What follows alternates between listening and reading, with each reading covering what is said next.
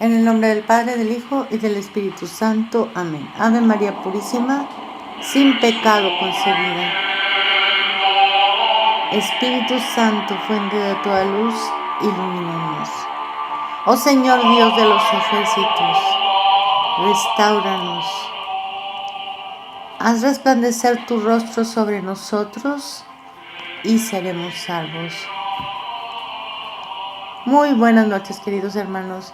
Después de varios refritos, me decido a concluir o continuar con aquello que me propuse con el nuevo canal, La Iglesia Eclipsada, para dar a conocer las profecías bíblicas al respecto de lo que estamos viviendo hoy, para continuar con las amenazas de nuestros enemigos que se llevaron a cabo, y por último con las profecías de nuestros santos al respecto de lo que sucedería.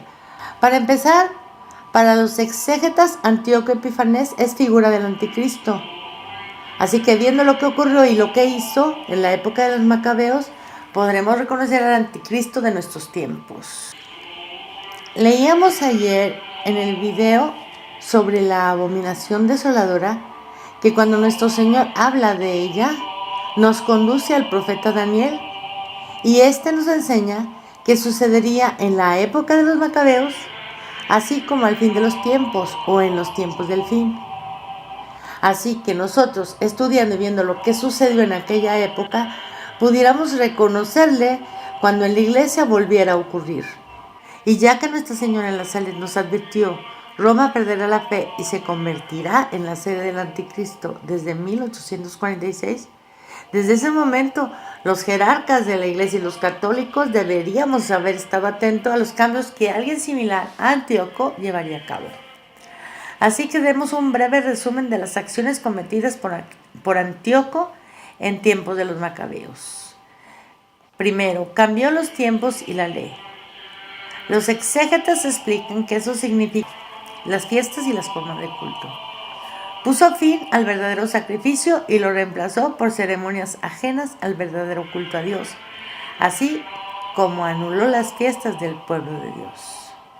Segundo, la dedicación del templo a un ídolo, a Júpiter Olimpo. Tercero, obligó a los israelitas a apostatar, apartándose de las leyes de sus padres, bajo pena de muerte, y a profanar su fe comiendo lo sacrificado a los ídolos, haciéndoles también ofrendas. También robó los vasos sagrados y los utensilios utilizados para el culto, quemando los libros sagrados y aniquilando a quien los conservara. Puso un altar frente al altar para sacrificar a los ídolos. Permitió a las mujeres en los lugares santos y cosas u ofrendas ilícitas y prohibidas por las leyes. Quiso unificar en su reino todas las religiones en una forma arbitraria. Ahora vamos a ver quién o si ya se ha realizado esto y quién lo realizó. Por ejemplo, ¿quién cambió las fiestas y las formas de culto? Montini, alias Pablo VI, quien después del concilio de apostasía, a través del motu propio Mysterii Pascalis, del 14 de febrero de 1969, reestructuró el año litúrgico y el calendario general. Se eliminó, por ejemplo, la fiesta de la preciosa sangre.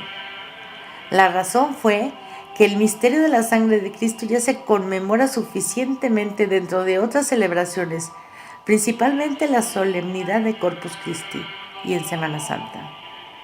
Además, se eliminaron del santoral 200 santos, aunque muchos permanecieron en calendarios locales. También cambió las fechas instituidas para el culto, por ejemplo, de Cristo Rey, que se trasladó del último domingo de octubre al último domingo del tiempo ordinario, cambiando su enfoque hacia el carácter escatológico de la fiesta. La circuncisión del Señor del 1 de enero pasó a llamarse Solemnidad de Santa María, Madre de Dios. Las fiestas de la Virgen, muchas se unificaron, no cambiaron de nombre, para enfatizar su relación con Jesús. También hizo cambios estructurales en el año litúrgico: eliminación del tiempo de Septuagésima, eliminación de octavas, reformas de las témporas y rogativas. Estas antiguas celebraciones ligadas a las estaciones del año dejaron de ser obligatorias, quedando abolidas también. Pablo VI también cumplió la primera premisa: abolió el sacrificio perpetuo, sustituyéndolo por otro, contrariando las órdenes de San Pío V, quien en la Quo Primum Tempore afirmó que nadie, bajo ninguna circunstancia, podía anular o modificar la liturgia del nuevo misal romano que él promulgaba, estableciendo su uso perpetuo y universal. Esta bula buscaba la uniformidad y la pureza del culto tras el Concilio de Trento, declarando que ningún individuo, ni siquiera otro papa, podría contradecir o alterar esta norma. Y advirtió que quien se atreviera a violar esta bula incurriría en la ira de Dios Todopoderoso y de los apóstoles Pedro y Pablo. Y yo les pregunto, ¿alguien puede negar que estamos bajo la indignación de Dios Todopoderoso? Para reflexionar, hermanos.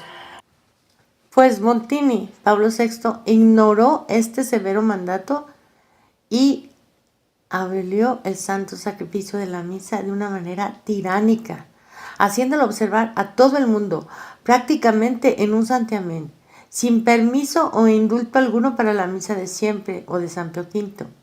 Pero lo más grave es que lo sustituyó por un rito espurio, creado por un masón y 6 protestantes, por lo cual la misa nueva o Novus Ordo no es más que una cena, porque la crearon aquellos que no creen en la presencia real o que la abominan, por lo que incluso cambiaron las palabras de consagración, lo que hace más que dudosa la transubstanciación.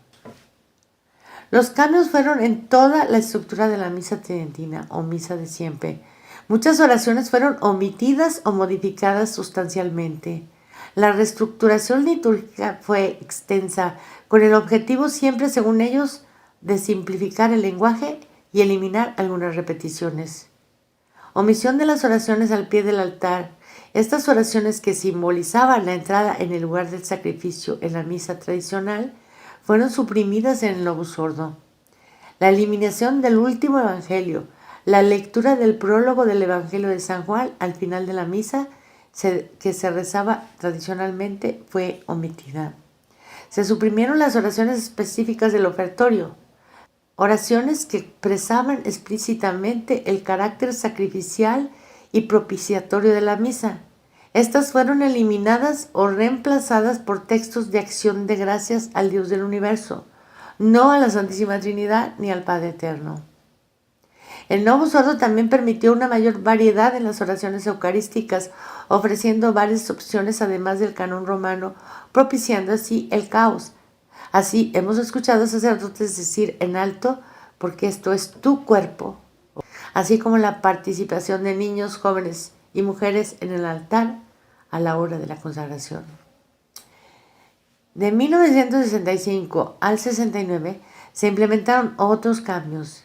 El uso de lenguas vernáculas, altares antiguos fueron demolidos y se colocaron mesas orientadas al pueblo. En todos los templos se quitaron las barandillas del altar porque, según los reformistas, a Jesús se le recibe de pie. Después inventaron que también en la mano. En muchos templos se quitaron los reclinatorios porque ya no era necesario hincarse para la acción de gracias, sentado estaba bien. Se inventaron las concelebraciones. Se cambió el canto gregoriano por música profana, hasta rock and roll y heavy metal hemos escuchado en esa parodia de misa. Finalmente, en 1995, se obligó a sacar el tabernáculo del centro del altar. Se implementó la novedad de los ministros extraordinarios de la comunión, para más desacralización, y de preferencia que fueran mujeres, las que se sintieron más que orgullosas de cometer el sacrilegio, llevando el sacramento a los enfermos, pero si de pronto tenían que ir al mercado, pues llevaban al Señor de paseo. Otras se atrevieron a encapsularlo, otorgándolas a los congregantes de sus grupos de oración. De ahí surgieron otras aberraciones que me hicieron preguntarme, ¿De parte de quién vienen estos sacrilegios? Y en mi búsqueda encontré a la tradición. Gracias a Dios. Pero debo decirles que no solo me fui, escribí al cardenal de turno y a Benedicto XVI, abjurando de todas las herejías que había aceptado y de todo aquello que había practicado inconsciente de que al hacerlo estaba ofendiendo a Dios. Así que les conmino, hermanos, no solo acercarse a los sacerdotes fieles que aún conservan los sacramentos y la fe y no son una cum con estos herejes, sino que hagan del conocimiento de Prevost, que abjuran de las herejías del Vaticano II y que optan por la Iglesia Católica para que sepan que no le ganaron la partida a Dios y que Él se está encargando de recuperar a su pueblo de las fauces de los lobos vestidos con piel de cordero.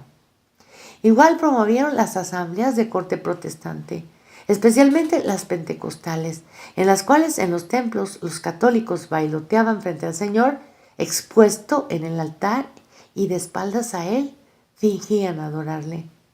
Y después del alboroto empiezan los actos teatrales, las oraciones en lenguas que no significan nada. En estas reuniones surgen retiros blasfemos de adoctrinamiento para que los ahí congregados empiecen a profetizar, a hablar en lenguas, a tener manifestaciones espirituales, y en algunos otros llegan incluso al sacrilegio, pues hemos sabido que para generar un mayor impacto en los fieles se arroja la Biblia al suelo, se la patea, se pisotean crucifijos para demostrar que eso es lo que haces cuando pecas. Pero hermanos, ¿hasta dónde vamos a llegar? De estas reuniones ha salido un número ingente de profetas y de simulacros místicos, como el descanso en el espíritu, la risa en el espíritu y cosas extraordinarias que jamás se habían visto en la iglesia y que ahora alegan es el bautismo del espíritu, que aumentó por esto a 8 el número de sacramentos, según los carismáticos o católicos pentecostales, de tal manera que el único magisterio seguido por los fieles de la iglesia conciliar es lo que diga el profeta de turno, porque ahora abundan los profetas. Yo estuve ahí, por eso sé de lo que hablo. Bueno, continúo. En resumen, Pablo VI implementó las reformas litúrgicas del Concilio Vaticano II, siendo la misa de 1969 su legado más conocido, que afectó la forma en que se celebraban todos los sacramentos en la Iglesia Católica, aunque sus sucesores completaron la tarea de desacralización, como hemos dicho arriba, con mayores libertades e inventos, según el celebrante, con misas estilo cumbia, misas de Halloween, misas de carnaval y una serie de excesos que no dejan de sorprendernos, como las imágenes blasfemas de la Santísima Virgen y Nuestro Señor llevadas a catedrales por obispejos innombrables a quien nadie canceló ni excluyó. Aparte de este acto abominable, Pablo VI también revisó todos los sacramentos, dejándolos en su mínima expresión. Los menos afectados fueron el bautismo y el matrimonio. La exhumación se convirtió en la unción de los enfermos, que no es lo mismo, todo esto siguiendo las directrices del Concilio de Apostasía. Los ritos de los demás sacramentos también fueron revisados y renovados según esto para ser más claros y expresar mejor su significado, siguiendo los mismos principios de renovación bíblica y litúrgica, aunque a menudo de forma menos drástica para el público general que la misa.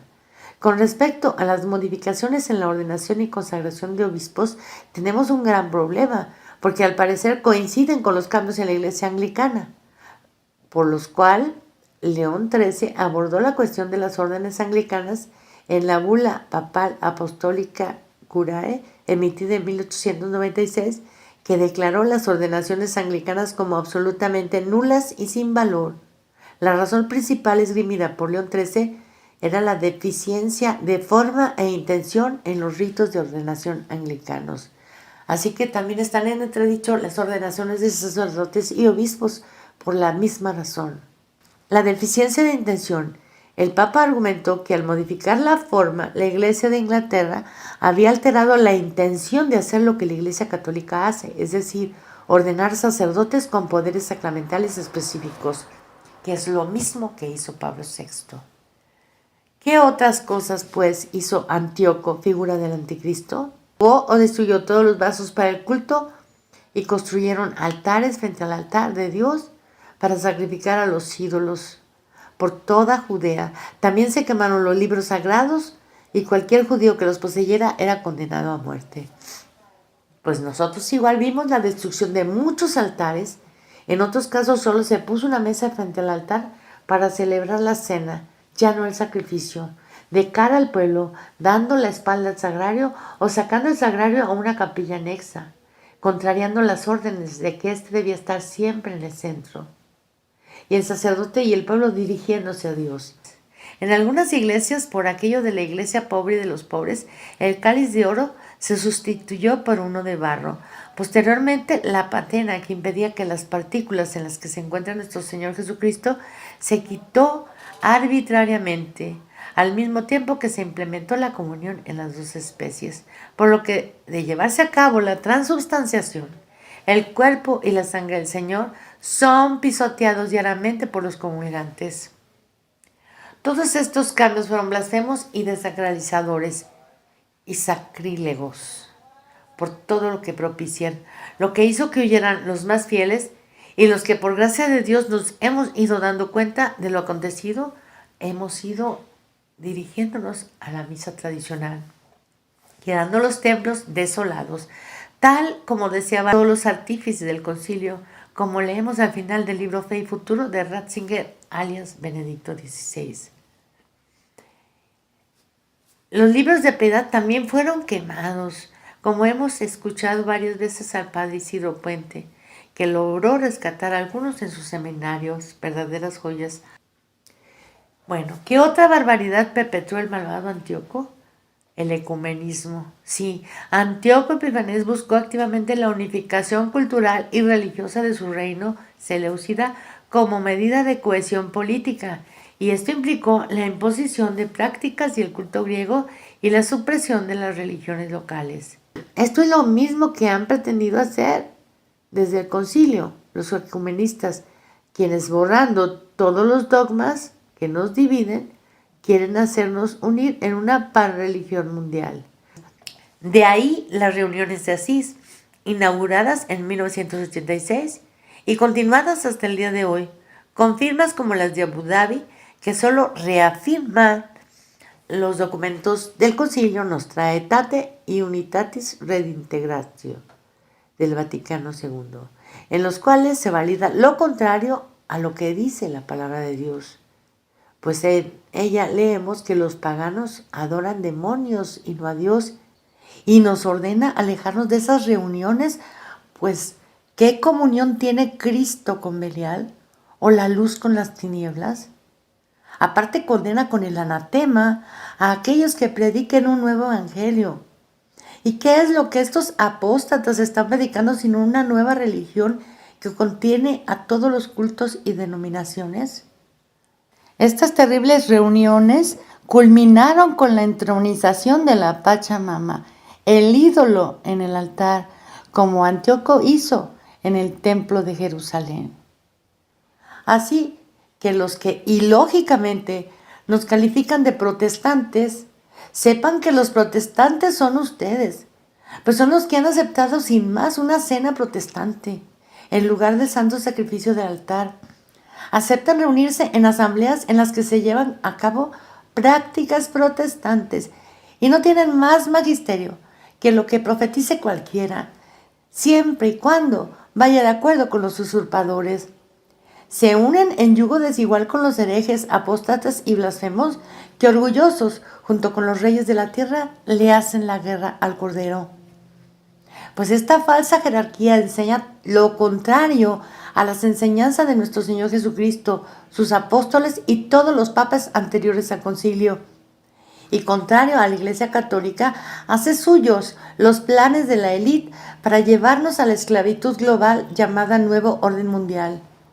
Por otra parte, parecen ignorar que aceptan la igualdad masónica, unidad en la diversidad sin dogmas que nos dividan, con todas las religiones y formas de culto como iguales y respetables, no solo las de los cismáticos y protestantes, de los que prefieren a los protestantes, sino también a todas las religiones paganas, el budismo, el hinduismo, así como el islamismo, que en el Corán tiene como orden eliminar a los paganos, especialmente a los cristianos. Así hemos visto besar el Corán a Juan Pablo II, quien visitó por primera vez una mezquita. Igual a Benedicto XVI hacer lo mismo, mientras los cristianos eran perseguidos en Sudán y Bangladesh. Lo mismo han hecho Bergoglio y Prevost, auspiciando la invasión de Europa, y mientras en Nigeria y Sudán los católicos se debaten entre la vida y la muerte en la terrible persecución que sufren, en Europa se levantan contra sus gobiernos que favorecen la invasión, entregándoles casa, comida y sustento, mientras abandonan en la pobreza a sus ciudadanos. Hoy mismo los invasores están tratando de impedir la Navidad. ¿Pero qué creen? León XIV no supo hacer nada y se va a la Mezquita Azul a hermanarse con los islamistas. Y vuelve a cacarear que el Islam es una religión de paz, aunque tiene por ley aniquilar cristianos. Para concluir, aunque no hemos hecho más que una reseña de todos los cambios que a partir del golpe de Estado que supuso la destitución del cardenal Siri para poner a Roncalli, Juan XXIII en su lugar, se inició la abominación desoladora en el lugar santo, pues lograron colocar en la silla de Pedro un masón procomunista, un enemigo de Dios, para dar lugar al concilio tan deseado y vaticinado por el apóstata Roca, quien solo llegara al poder hizo cardenal al Montini, quien había traicionado a su santidad Pío XII, dando a conocer al Kremlin los nombres de los sacerdotes que el Santo Padre enviaba tras la cortina de hierro para que fuesen apresados y borrados del mapa. Por extrañas razones, que creo que están directamente relacionadas con los pactos de Letrán, que permitieron la injerencia del gobierno masón a interferir en el nombramiento de obispos, que las manos del Papa fueron atadas e impedidas de obrar con más severidad excomulgándolos. Pues bien, aunque se le encontró culpable, fue enviado como arzobispo de Milán. Y otra vez, es el que le dio poder al presidente de Francia, Charles de Gaulle, para exigir que el castigado Roncalli, enviado a Turquía por modernista, fuera elevado a cardenal para que Pío XII evitara que 30 obispos fueran destituidos. Así es como esos traidores no fueron castigados, tanto Roncalli como Montini fueron protegidos por esos pactos de Letrán. Se vieron elevados al cardenalato y luego al pontificado, como sucedió con todos sus sucesores, de los que ya se ha dado santo y seña en los videos del padre Ramiro Rivas en su esencial conferencia. Pues bien, Roncalli, masón y modernista, al llegar al poder se aseguró a través de actos de gobierno iguales a los que implementan los gobiernos comunistas para perpetuarse en el poder. Como dijimos, elevó a cardenal a Montini, su inmediato sucesor, y convocó el concilio del cual, como nos revelara Bela II, la iglesia saldría irreconocible. Roncalli, alias Juan XXIII, además aumentó el número de cardenales de los 70 tradicionales a 84 y Montini a 120, para que sus camaradas arribaran en montón al poder. Aparte de aumentar su número, Montini, alias Pablo VI, mediante leyes ilícitas, igual que hacen los comunistas, obligó a jubilarse a los obispos a los 75 y a los cardenales a los 80, para que ningún católico volviera a ocupar la sede petrina hasta la venida del Señor, si fuese posible. Y si lo han logrado hasta el día de hoy, es por el silencio de los macilentos perros mudos que no solo no se les oponen, sino que les apoyan para que continúen demoliendo las instituciones de la iglesia, traicionando a Cristo y engañando a los fieles. Y son promovidos distópicamente por la mayoría de canales católicos y sus profetas, que tienen como único fin, igual que en los gobiernos comunistas, atacar y condenar a cualquiera que se les oponga. Así pues, Roncalli y Montini, utilizando las argucias de los gobiernos comunistas que cambian la Constitución de modo que puedan perpetuarse, también ellos cambiaron el Código de Derecho Canónico. Y todas las normas exigidas por la Iglesia anterior al concilio fueron revisadas. Y como ellos usan un lenguaje críptico que significa exactamente lo contrario del concepto que enuncian, para engañar a los incautos, por lo cual, como nos has explicado, Monseñor Vigano, generan disonancia cognitiva, dejándonos perplejos e incapaces de actuar. Y así vemos que cuando ellos hablan de paz, hablan de guerra. Por ejemplo, no han dejado de cacarear que el Islam es una religión de paz, que les abramos las puertas de nuestras casas, de nuestras iglesias, que tengamos caridad. Les entregan catedrales y templos católicos para adorar a Alá.